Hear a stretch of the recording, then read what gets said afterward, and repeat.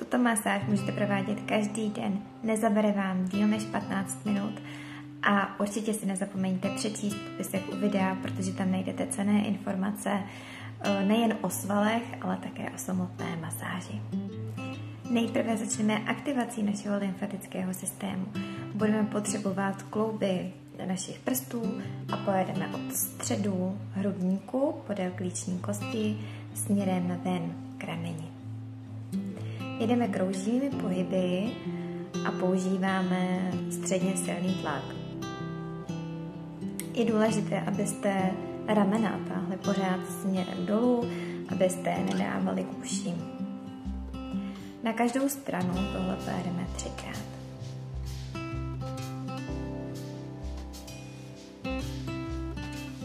A jdeme na druhou stranu.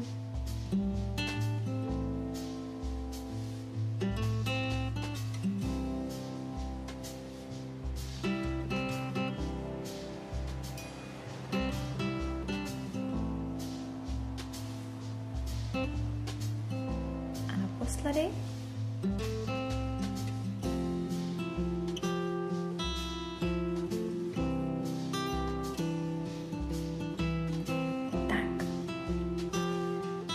Pojedeme na naši klíční kost a jemně ji tak stlačíme. I tady se nachází lymfatické uzliny, takže my je takhle zaktivujeme. Zase 3krát. Teď se dostaneme k našim ramenům, které hrajou výraznou roli u našeho obličeje.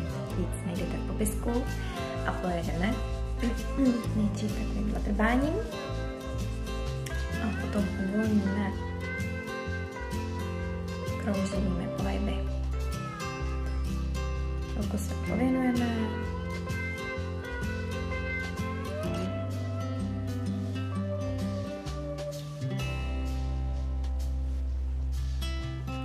Jdeme na druhou stranu.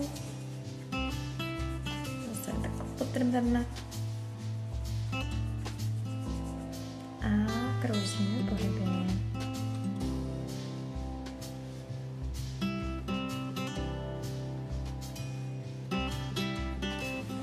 Je dobré se ty ruce vyklapat, uvolnit. Tak, teď se vrhneme na náš trapézový sval, který pokud je opravdu hodně v tenzi, tak nás právě nutí ty ramena mít vytažená nahoru směrem k uším. A to my nechceme, protože potom se nám tam nedostává krev do obličeje, nefunguje nám správně lymfa. Trapézový sval masírujeme takhle 3 prsty.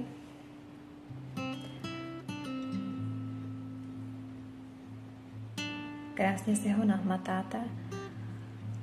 Pokud byste ho nemohli nahmatat, tak si takhle dejte ramena na chvilku k uším a potom stáhněte dolů.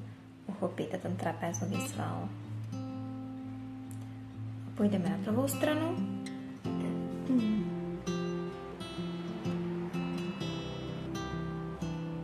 Vlastně vy už teďka po chvilce zjistíte, že se vám krásně uvolnilo to napětí.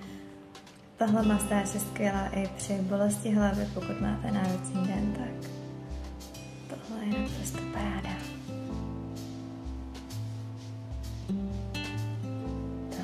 Tak. Teď se vrhneme na zdvihač hlavy. Je to tady ten sval. Pokud vám nejde nahmatat, stačí, když zatlačíte hlavu proti své dlani a krásně ho nahmatáte. Uchopíte, můžete si mírně naklonit hlavu do strany a promasírujeme. Nejezdíme po celé jeho délce, ale jezdíme vždycky do poloviny a vrátíme se zpět. Masáž by vás rozhodně neměla bolet, měla by být příjemná, chtěli byste cítit příjemný uvolnění.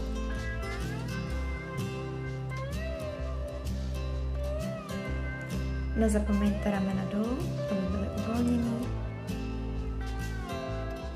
A jdeme na druhou stranu.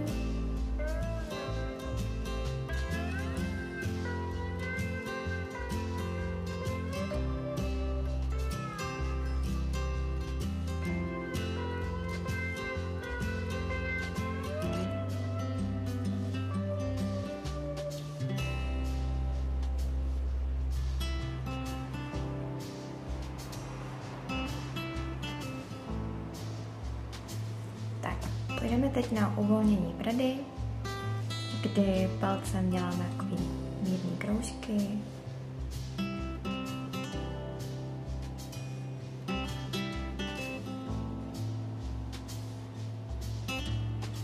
A tam, kde nám končí dolní čelist, tak nám se tomu pověnujeme trochu díl.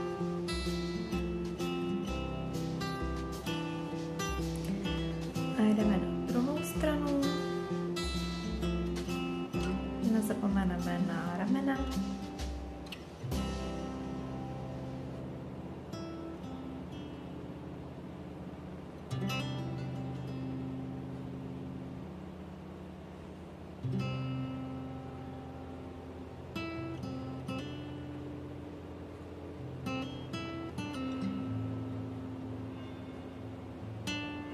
Tak.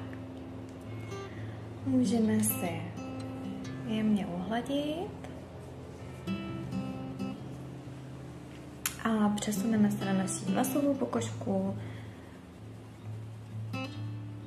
kde uvolníme svaly, prokrvíme vlasovou pokožku. Vidíme, že tím, že drbeme, tak se nám hýbe i spánkový sval, hýbe se nám čelní sval.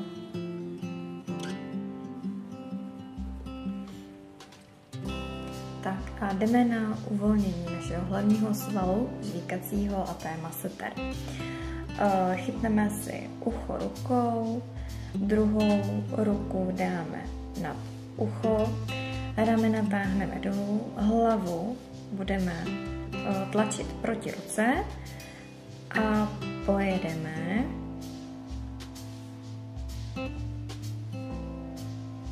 podél dolní čelisti.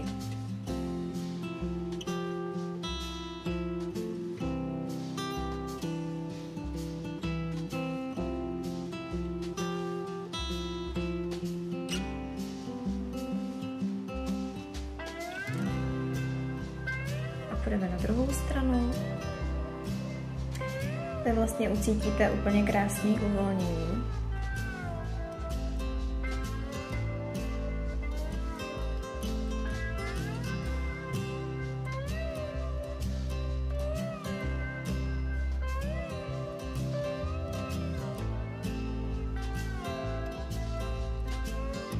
A uvolnění masseteru je důležitý nejen z estetického, ale i ze zdravotního hlediska. Tak teď si připravíme dlaně a budeme hlavu tlačit na naše dlaně. Tenhle cvik je naprosto skvělý, protože vám udělá takový ty pěkný kontury obličeje.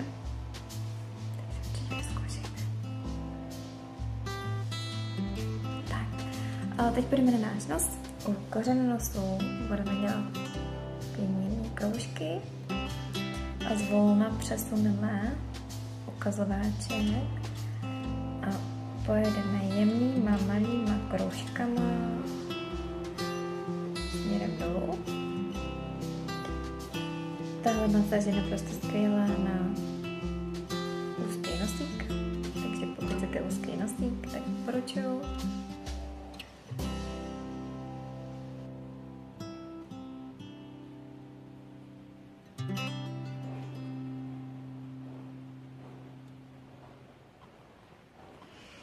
Půjdeme na obočí, stáhneme si dolů náš svrašťovač a hezky se ho promneme. Chvíli ho takhle budeme masírovat a pojedeme na obočí. na oční kruhový sval, pojedeme zpátky přes svrašťovač a jedeme na levý oční kruhový sval. Tak. Nejezdíme úplně do krajů obočí, jezdíme tak do poloviny. A ohladíme. Tak, teď už budeme potřebovat krém. Takže se namažeme. Namažeme si dolní čelist. Namažeme si nos. Namažeme si čelo. Tak. A jedeme na nos. Na nos mám ještě ráda, když dělám takovéhle žíželky. A je to opět na mužský nosník.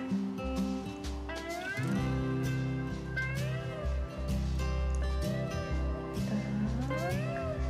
Nezapomeneme, aby se dáme dole.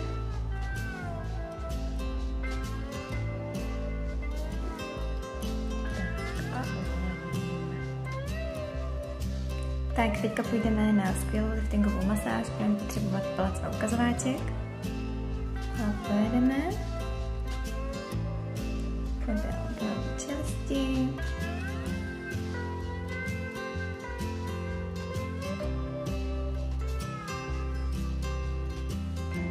A protáhneme až do spánkové oblasti, do nosové části. Tak a pojedeme na druhou stranu.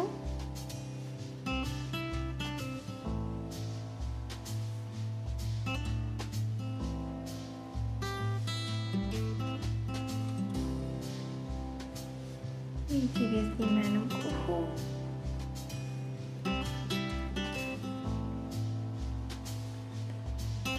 A potom půjdeme až do spánkové oblasti, k vlasové části. Tak. Teď půjdeme na lifting čela. Budeme potřebovat opět jenom naše ruce.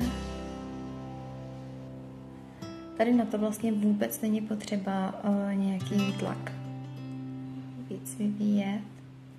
Jenom tak si hladíme čelo.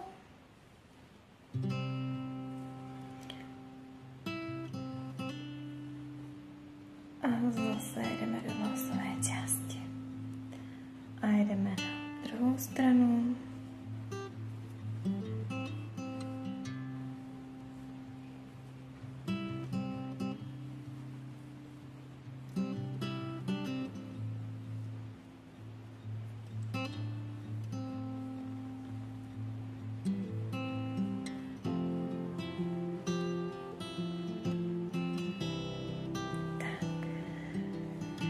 Půjdeme ještě na vlasovou pokožku, kde se takhle jemně zahýbeme s vlasovou částí.